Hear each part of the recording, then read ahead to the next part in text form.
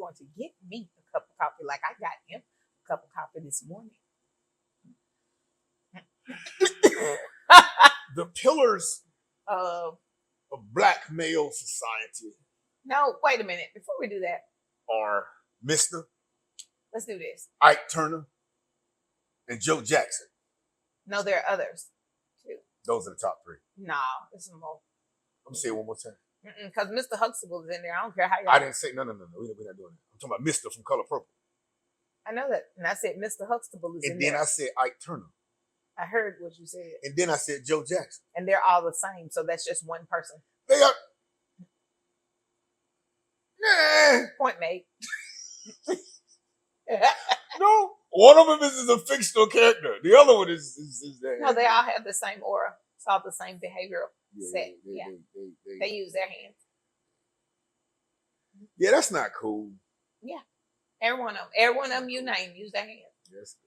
Yeah. So see, you gotta come. You just call them pillars. Yeah. I mean, how twisted are you? That was a horrible joke. It came out exactly like I thought it would. It did. Horrible. It did, and I just refuted it, just like you knew I would.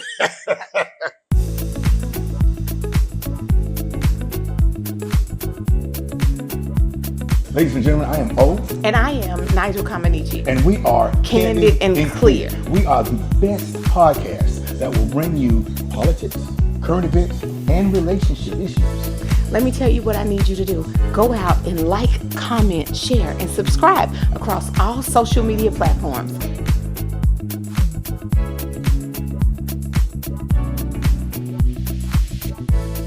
I mean, no. I don't know why this is so twisted, right? Yeah. So the baby in there trying to learn to read. Call. C-A-R. Call. She held that call. She said, M-I-S-T-E-R. Mister. He came in and he said, ain't you got nothing else better to do? The stuff that you into. That is a classic, bro. That is Color Purple. Who is bro? I'm sorry, that wasn't like a you. That was like a moniker. That was like a. Instead of cussing, I'm starting to use other things. Instead of cussing, I'm starting to use, you know what I'm saying, like different colorful metaphors. Yeah, instead of colorful metaphors. Yeah. Yeah. Okay. Last time. Sis just sound like two kind of. It's called me Auntie. But you're their auntie. And you. Are you old enough to be my auntie? Mm-hmm. No, you're not. Yes, I am. You're old enough to be my sister. How many times have I called your card? They get on my nerves. Just because you call a card doesn't. I do the same thing. I'm your auntie. Let's leave it there. I ain't nobody uncle. I am uncle. Yeah, I am. Yeah. I am. I can be See, uncle. Yeah, you're right. Fair. Yes. You get so much pride in you when you know you're wrong. You just don't accept it. Yes. Sisters. I have no problem. I was wrong. Sisters. I am uncle as well. Sisters. That should be your uncle. Do your men act the same way? Tell me in the comments. Let me tell you something. See how they talk to you when they're wrong? Just because you right don't mean you right, goddamn. Right. Seem like the only word that I could say there. Right. This is what I had to come to the realization. What is this? You got a little paper you about to read from? What you doing? No, it's like this ain't no eulogy. I'm summoning my energy through this paper. Oh, okay. Because I'm like, yeah, you just go ahead on and, So I've come to the realization that I like to start trouble. Well, it took all this time. It took a minute, but we're not going to talk about how long it took to get here. We're here now. We need to celebrate us being here. Self-awareness is a wonderful thing. Yes, thank you. There you go. It is a wonderful concept. I'm going to get on your nerve on purpose. I get on yours on purpose, and it's chess, not checkers. Keep up, baby. Y'all listen, today we are talking about falling in love with potential because Mr. Oliver had a PSA that he recorded this morning and he wants to share it with y'all. But I thought the topic was worth discussing on this episode. So you jump right in with your story. On the way here, Mm-hmm. I had a conversation with an individual that I mentor. Mm-hmm. Very, very keen individual. Mm-hmm. Pick stuff up. Mm-hmm. And the conversation was, by the time we get into a relationship good enough to see who people are, mm-hmm. we learn that what we were attracted to, what we were drawn to, mm-hmm. was in fact the potential that they have, right? Mm-hmm. So when you see somebody like, yo, we can be this, we can be that, we can do this, we can do that, yes, and you got all these goals, you got all these aspirations, like, I really think I got that person to build with, like, I got it, like this, I'm here, we good. And then you find yourself realizing that sometimes people are just okay just being where they at. And they have no motivation to grow and do better. They have no motivation to build anything with you. And a lot of times, people with potential, you know what? I'll say it this way. Let's just say, single woman, you in your bag, you grinding, you hustling, you getting it. When you find your ideal man, are you going to keep hustling? Or are you going, all right, I can chill now? What do you mean when I find my ideal man? When he finds you, when you link up with the individual that you feel that is a compatible match for you. Are we dating or are we married? Dating.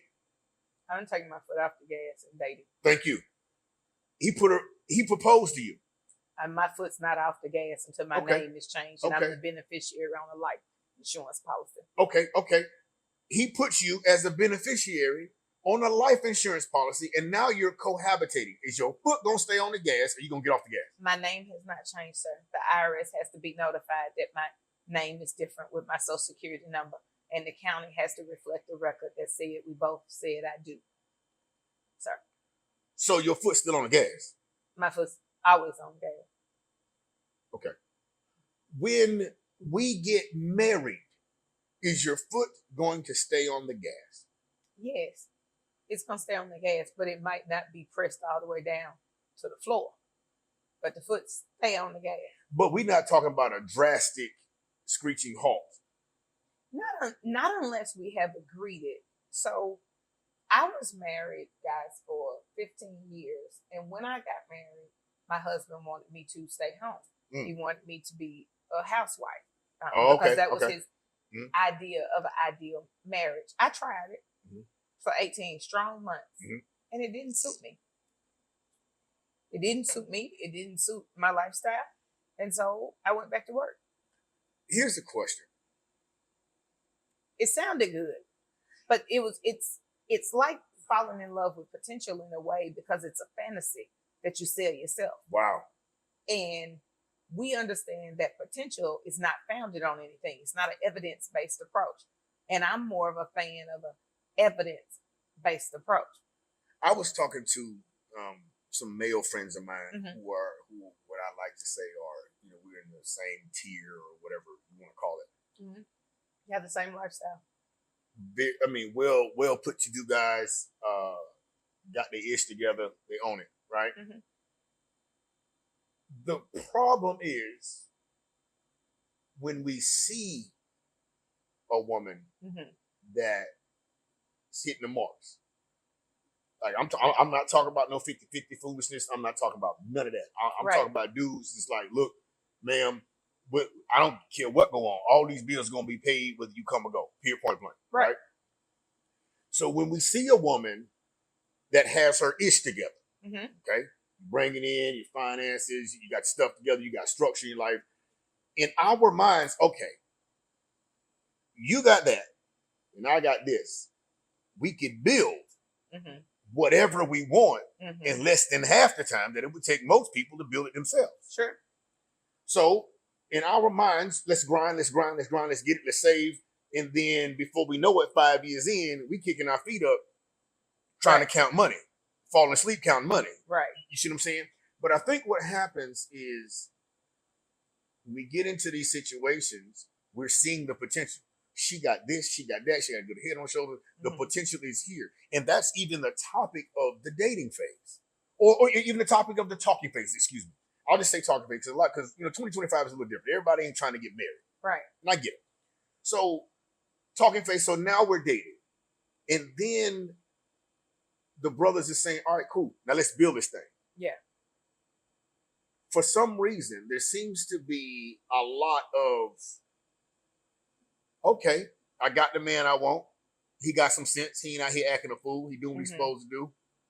I ain't got no financial worries. Shit, let me just chill. Yeah. And then foot comes off the gas. And now we have nothing to show for it. That's a topic right now. I absolutely think it could happen. Okay. I absolutely think it does happen for a variety of reasons. I met a guy who was really well-to-do one time, have his stuff together, doing big things, but he preferred that I be the kind that let him cater to me and pay all the bills and this, that, and the other, and I become a dependent. And as attractive as it sounds, I don't want to be a dependent in that way because I know it also comes with a modicum of control that would make me uncomfortable, and it doesn't work for my natural style. And I say that a lot, guys. Things that don't work for my natural style, I don't do them. Right. So I think there are several variables or outcomes that can happen when you align with people. But I think you need to be extremely clear and honest about what it is that you are trying to accomplish. Because are you hyper-focused on a fantasy and the person is just sitting there like, oh yeah, we could do that. Oh yeah, that's possible. And they're non-committal. Have they committed to do that thing? Have you guys mapped your roadmap? And see, it doesn't really, in a lot of ways, because while I say I'm not doing that until my name is changed, it doesn't matter if you get married or not, really. It matters if you decided to commit. Because whether you went in the handcuffs or not, doesn't matter. Because like you say, some people don't want to, they're not dating for marriage. They're dating for long-term companionship. And you can elicit some of the same rules, right, through legal paperwork that you could, the partnership that you can in a marriage. But it depends on the person that you're with. See, I'd rather have two hustlers than a hustler and a leech. And that's just me. But that's what works for my natural style. But then I saw that in my mom and dad.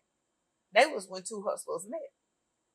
There was a time when we were probably really extremely little, mom stayed home with us. But in a couple of years, she stopped that stuff. That's where I'm going. Okay, so that's where I'm going. At a certain point, if I got all the bills, right, locked in, it's done. Okay, you don't have to look at that. Mortgage, electricity, water, house maintenance, car insurance. You don't have to look at that. I'm saying, you hustling, right? Cool. That money goes into savings. That money go for trips. That money go for turn up, et cetera, et cetera, et cetera. That money go for Bitcoin. Come on. Savings, investments. Money, that money does other things. That's the money that's being flipped. Right. Okay. And I just, that's the topic I've been presented with. Yeah. Me and my homeboys was talking, and it's like, yo, that's the thing, because I'm gonna say this, ladies, if you a hustler and you get with 6, 7, 8-figure dude, there is no reason for you to not be at least in the high 6 figures after that first and second year. Well, I think it depends on how they manage it. You can't. But see, that's what I'm going to. You just that's can't what I'm say going. that. Yes. First of all, the guy has to find value in the partnership. That's number one. Whoever you're with, so they were a celebrity couple, right? And the young lady was a clothing designer, real popular on Instagram, and I love her. And the guy was in real estate, and she met him, and she had the larger income. And she explained to him how to boss his stuff up, do better business, and he hit 7 figures with her. And he credited the relationship for helping him hit the 7 figures because she took everything that she knew and how to scale a business and shared it with him. But then he cheats on her. She gets, and here's the thing, and it broke her. And he does everything to try to get her back. All the flowers, 10,000 roses. I'm so sorry, whatever. And then we look around, everybody looks at her. She's lost a considerable amount of weight. And we like, what's going on with you? And she's like, life is this year has been life has life. Right. Right. And she doesn't take him back. But if that was your dream woman, you told everybody that she helped you boss up and this, that, and the other. And she accidentally finds an old phone when you get a new phone and go in there, you got hidden messages, pictures, this, that, and the other. Right. I get it. Yeah, you crashed your own ship. So just being with somebody who's well-to-do and even them giving you the knowledge in the game for you to get your situation. A lot of times people will get arrogant, or some people will get arrogant and they won't respect the gift until it leaves.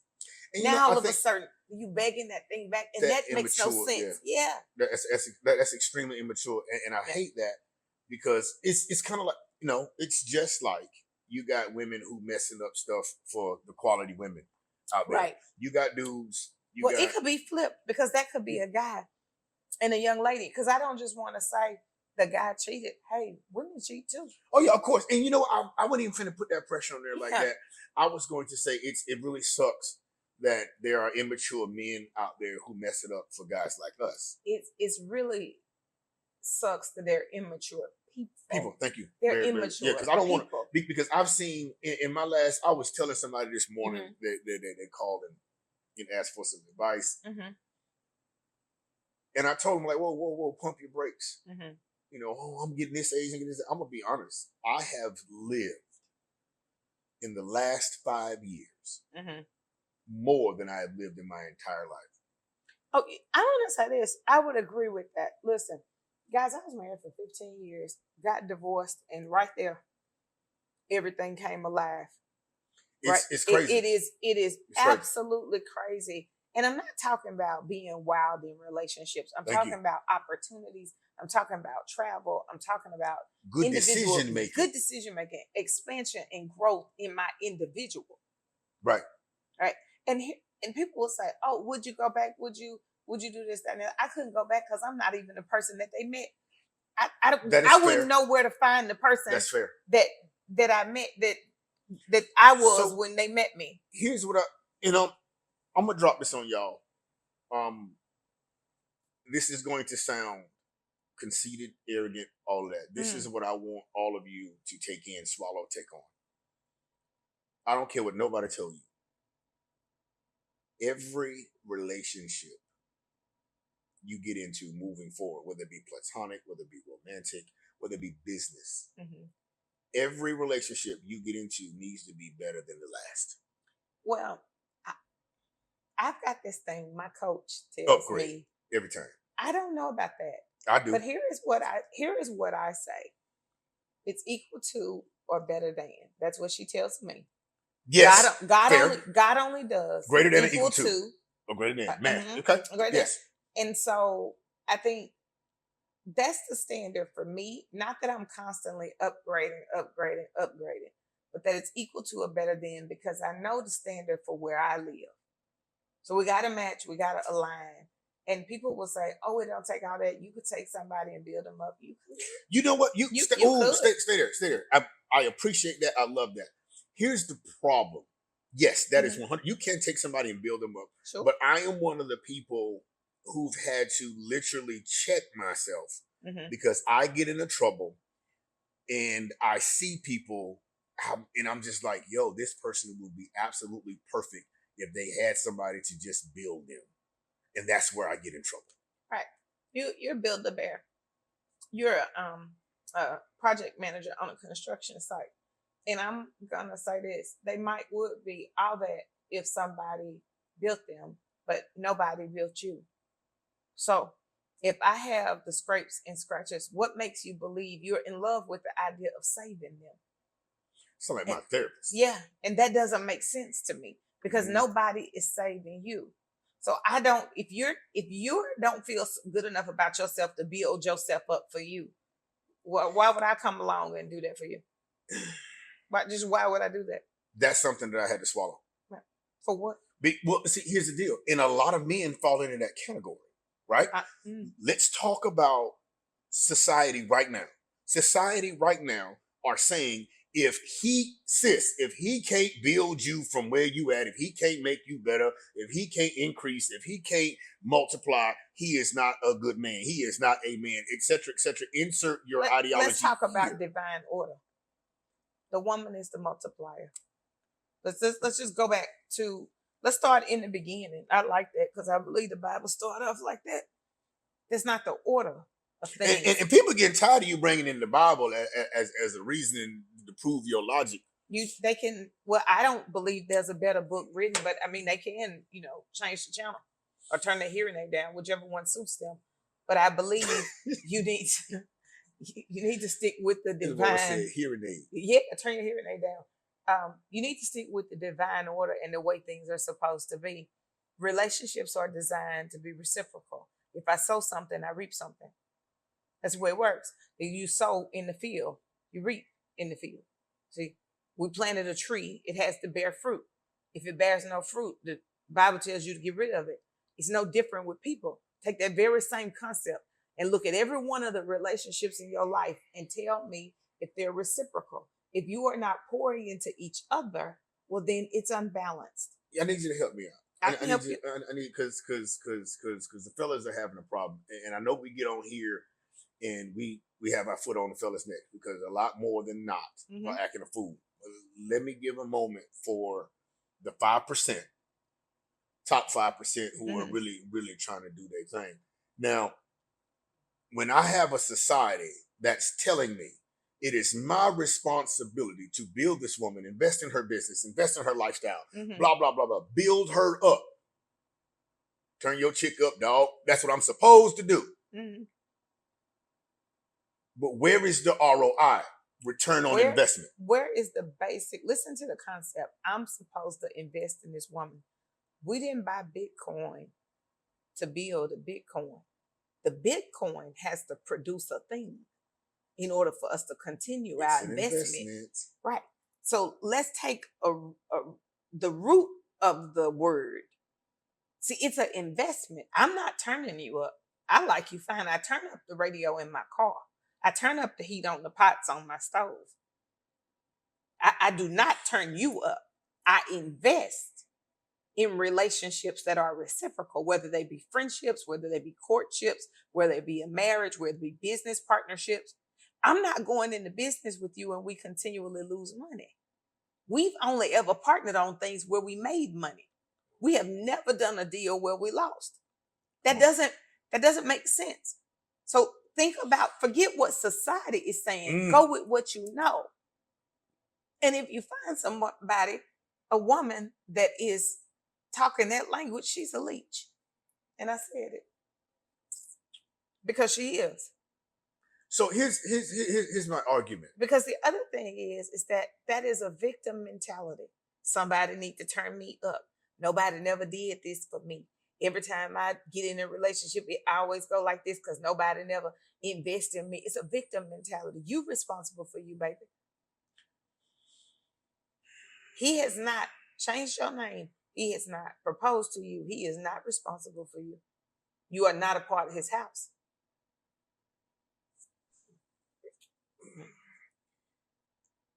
Okay. Yet, and that's funny you say that. You're not. He ain't proposed to you. He ain't changed your name. You're not a part of his house. Yet and still, he is still investing. Okay. Where's the ROI? Let me give you a Bible story because I like them. You like throwing the Bible out. Not too many people to argue with all that. You remember Ruth? I remember her. Okay. She was working in the field. She was doing what? Working in the field. He saw her doing what? Working in the field. He found her. Working in the field. He looked past everybody else and saw her working in the field. Now, baby, go to let work. me tell you how he looked. Let me tell you. No. Let me tell you how he looked out for her. He said, all right, when you see her coming, drop some extra. He did no. He didn't pick her up, put her in a house, Nope. give her a car, set her down, retire her early. He didn't. He said, give her a little extra, right? So she said, hey, mother-in-law, I got this man out here. Naomi. He dropped me off this extra every time I pass by. What you think I ought to do? Okay. She said, you ought to wait and then go over one night and wash his feet. You know what? No, she didn't say, go tell him to put you up in the mansion. Go do this. Tell him you're going to be the estate manager. You're going to retire right now. That is not what she said. So, and I like to think that pedicures are labor intensive. Wait a minute. It still works. No. It's a concept. See, I'm talking holistically. You are. People are talking whimsically. They're in fantasy land. They lying about what relationships is. No. When she told her that the man was interested, she still told her, gave her instructions to go work. Pause right there. I have could be because you stepping on next. So, ladies, it's 2025. When she says go and wash his feet, she's not saying go pull a little tub out, put some water in it, and do the mani pedi yourself. No. She's saying cater back to him in his specific area. All right. So 2025 translations, y'all go get y'all feet done. You pay for it. That's it. But I want to go back.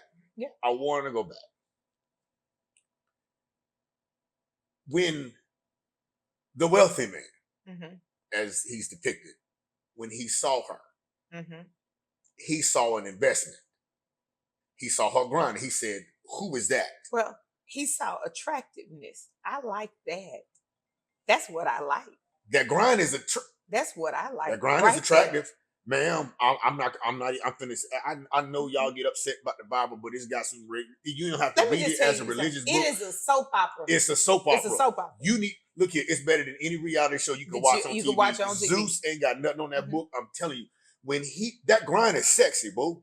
I need you to understand the sexiest thing a woman can do is bring some money in that house. Really, if she could just be about her business. Come on. See, the Proverbs 31 woman.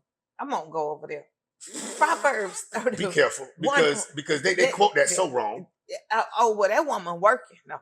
Because see, here's the thing. So before we no, that woman got fine linen in her house. No, it don't say it do not say that the man bought it. That is not what it say. Don't bring a man. But let's give context. I ain't trying to be a hermeneutian theologian in the moment because I am. But look, the individual that wrote Proverbs was a student of Solomon.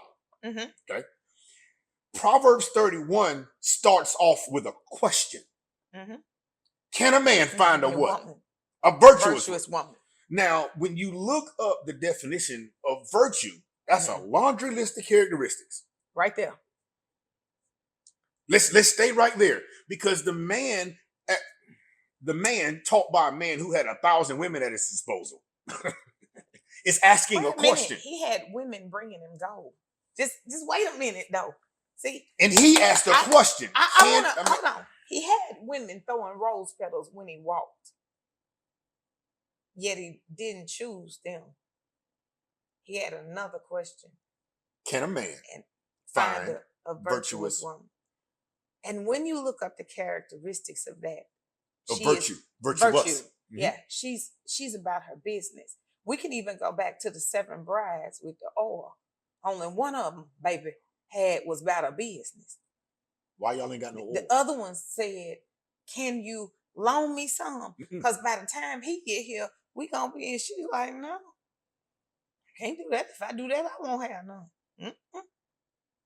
You gonna have to go ahead on and head back to wherever you was at and go ahead on and show your little situation up. No, it's like you say, there's a laundry list of things that goes into making a woman virtuous, but there's also a laundry list of things that goes into making a woman your woman.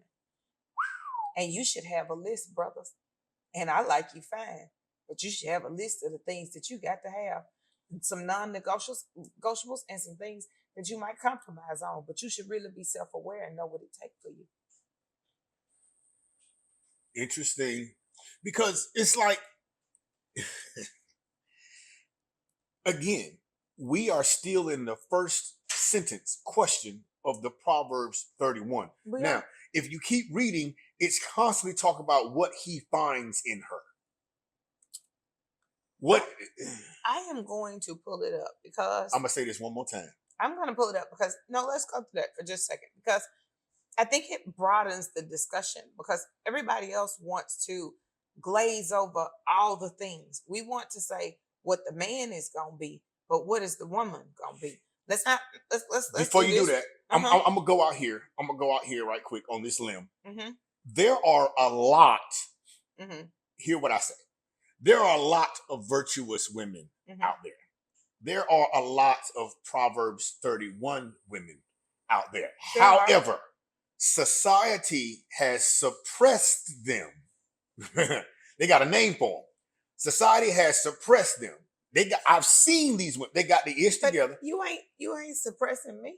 I just don't fit in with what you do. See, I'm too much trouble for some people, different. And that's okay. That's okay. I'm gonna say it's different with you. I'm gonna throw you in the top 2.5%. Right? I'm talking about the women who are actually virtuous, and society suppresses them by saying things like, "Oh, you a pick me," or "Oh, you doing too much for him," or "Oh," etc., etc., etc. And that's kind of it happens on both sides. Let's do this. It really doesn't matter. I'm gonna say this because I said this 57 times. Mm-hmm. It really doesn't matter what you say to me. It matters what I'm telling myself. And that's the essence of our conversations. And I'm not a pick me, but I'm a caterer.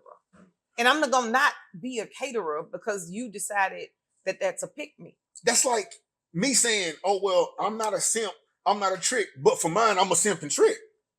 Well, for mine, but see, we don't. Here's the issue we're having. I'm a caterer.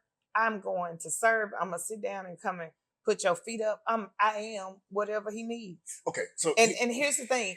And I'm happy to say that. And it don't bother me what you think or how many adjectives that you want to use to describe what I'm doing, because they matter not, because I know what I'm doing.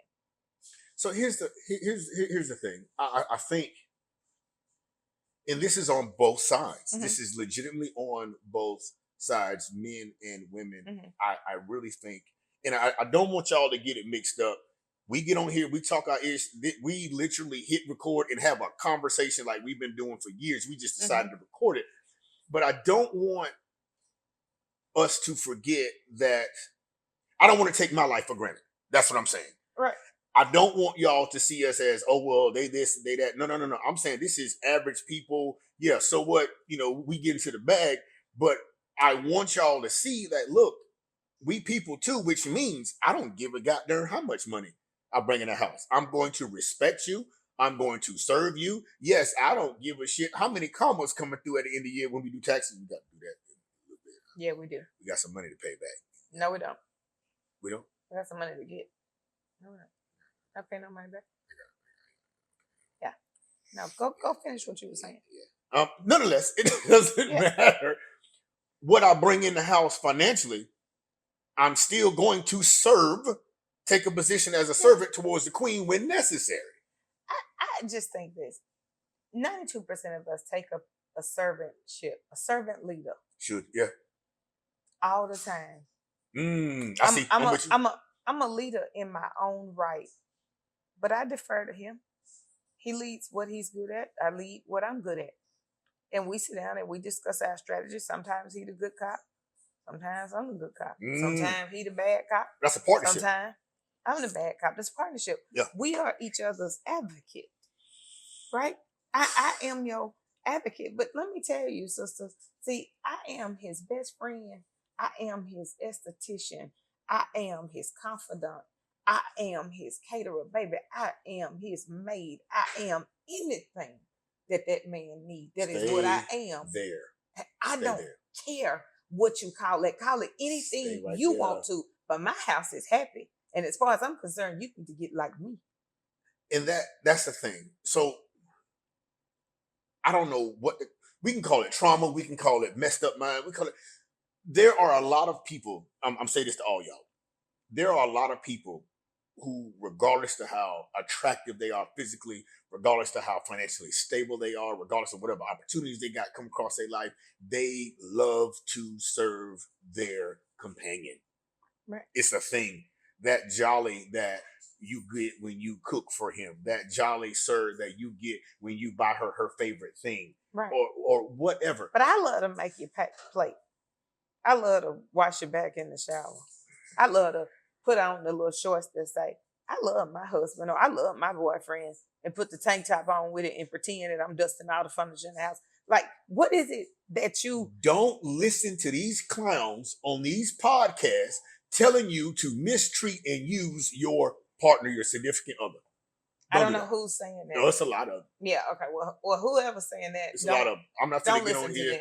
We're not going to get on here bashing women. We're not going to get on here bashing men. No, we need everybody to do better. But the problem is we live in a society where it's good clickbait for me to get on here and bash the queens, you to get on here and put your foot on the king's neck and all this other type of craziness when everybody's lost sight. Get your bag, get your money, build your household. The person that you are with needs to understand whatever you got to do to get that bag, bring that bag back home. Y'all build it and then get to the life you want to get and chuck the deuces, bro. Let me just tell you this, because I think it's important. I grew up in a house where when the cornbread came out the oven, the long piece. Come on. Yeah. Pops got that. It was cut from my dad. Pops got that. Okay. And you couldn't get that piece of cornbread unless that man wasn't there. And it was so rare that he wasn't there that you just never got that piece of cornbread.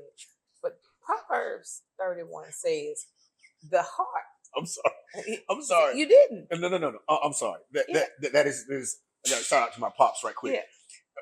My dad has a lot of trauma because of my childhood. I traumatized him quite a bit. Yeah, because you're terrible. Yeah. Yeah. I would see my mom he got the plate first, all that. We sit at the table. Yeah, he first. And I would literally, and we still do it, I would literally harass him. Yeah. Harass him because, you're terrible. I don't know what it's called.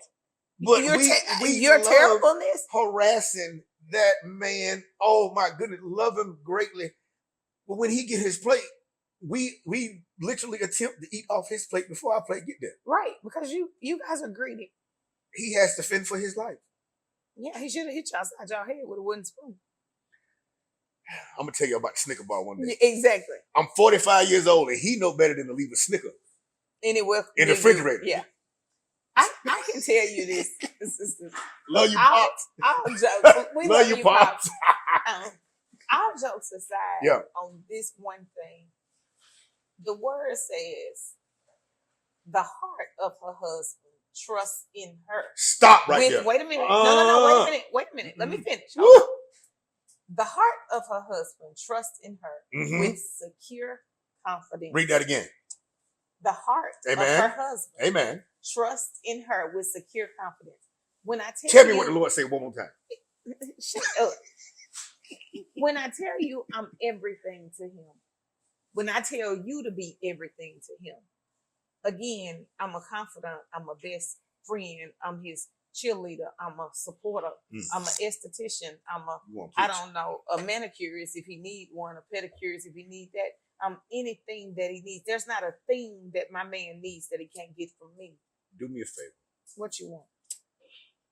You said his what? His confidence. Read the beginning. His heart. His heart. No. His heart. Yeah. Wait. Yeah. His heart. That's the depth of him. That's everything. Yeah. You can't get no deeper than his heart does what? It trusts. Stop that word. Yeah. That trust, that is the biggest. Okay, let's talk about trust. You can break down, you can literally take Proverbs 31 and write a thesis on it, a 500-page thesis on it if you really wanted to. Actually had to do that for homework assignment. If you are really interested in what the core of a relationship is, the dynamic between a man and a woman is found in Proverbs 31. Right there. If you a theologian and you want to debate it, we can do that. But I can tell you right now, the core of any relationship between the genders, male and female, is right there. I'm going to ask you a question because I don't think it's fair for me to articulate this on behalf of women. Mm-hmm. I'm going to ask you a question. Mm-hmm. I'm going to have you read that again. Then I'm going to ask you a question, Mm-hmm. and I want you to answer it. Okay. It says, what now? The heart of her husband trusts in her. Stop. So his heart, his everything about him trusts her. Wait a minute. Why? Wait a minute. His life. His heart is his life. His life. Everything. It's his life. Everything. Now, my question for you, I want you to articulate this. Why does he trust her that much? Ooh, Lord. If that is such Don't preach. Don't preach. In a lot of ways, it's big to articulate, but I'm just gonna say this because you have shown yourself to be everything. You what? Because you have shown yourself to be everything that he needs. You've proven over time. See, the one thing about that we don't, the one thing that we do not say about trust is that it's built over time. It takes time, right? You can embody the virtuousness, right? You can look more precious than rubies when I get you. Time will tell me if that's true. That's why dating is so important, because it gives us the time. And I can see exactly who you are in different situations. When we go on vacation, when we have a hiccup or a disruption or intrusion in our relationship, how you respond when I am sick, how you respond when the finances are slow, when it's a slower season. I have seen you in all seasons. And so now I can trust with confidence, with secure confidence, my life to you. That is why, because I have seen you over time and you have been consistent and you have not changed. And that is important. See.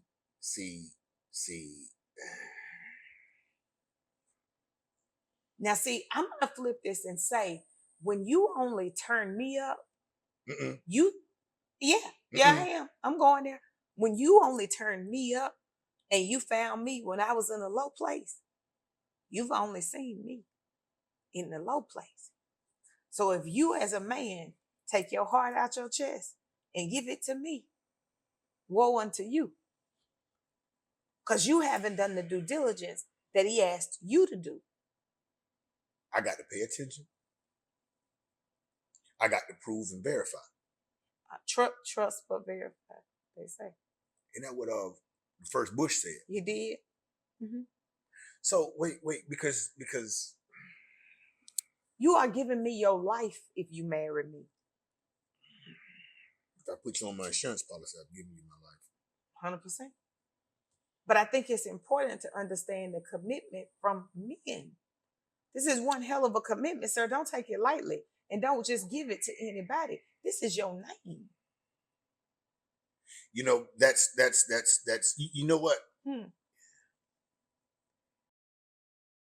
Got my stuff together, right? Mm-hmm. Okay, I got my stuff together, right? Mm-hmm. However, although my son is an adult,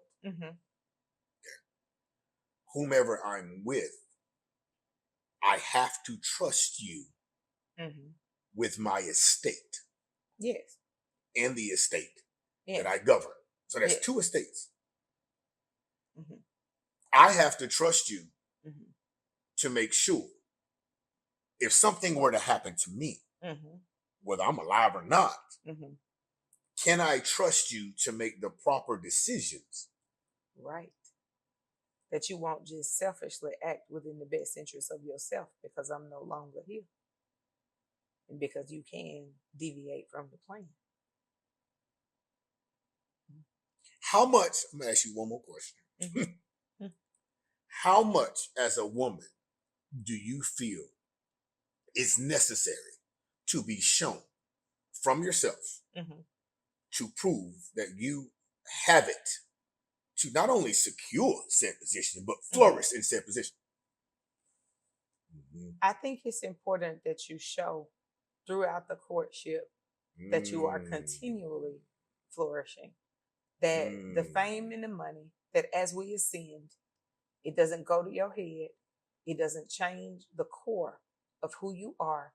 I think that is the very essence of flourishing in the position. Okay. Because a man like you is going to continually do better and better and better and better. Yes. And so I should be judging at each iteration of leveling up.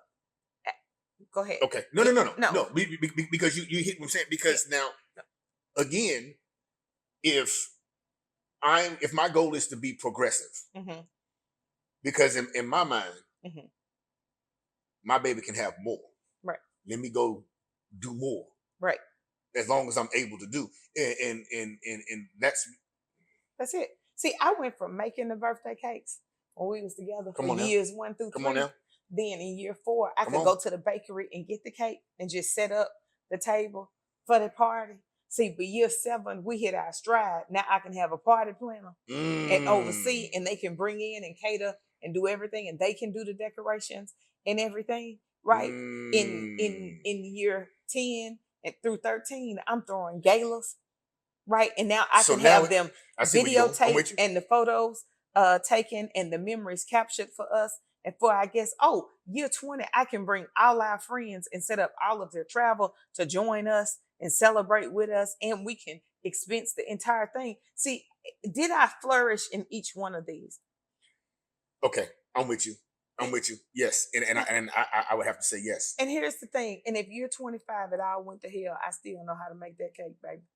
We ain't lost a thing. I can order peach cobbler. I can make it. Don't matter. And I tell you, if you ever ate my peach cobbler, you'd never want another one. And that's the truth. No matter which situation we in, I can acquiesce. I can evolve. That is, yeah. And that's the way it should be. So I think the next podcast, I'm going to ask how we get there. Because everybody's so traumatized. Everybody's so traumatized by their last relationship. No, they just live there. So you're still stuck there. No. Adults work through their stuff. You do your shadow work. You work through your poo, we're going to say. Because we didn't want to cuss. So you work through your poo. Okay. Potential. What about it? Versus kinetic. Potential is a fantasy. And if the potential doesn't show itself to be what you imagined it would be, it's just wasted energy.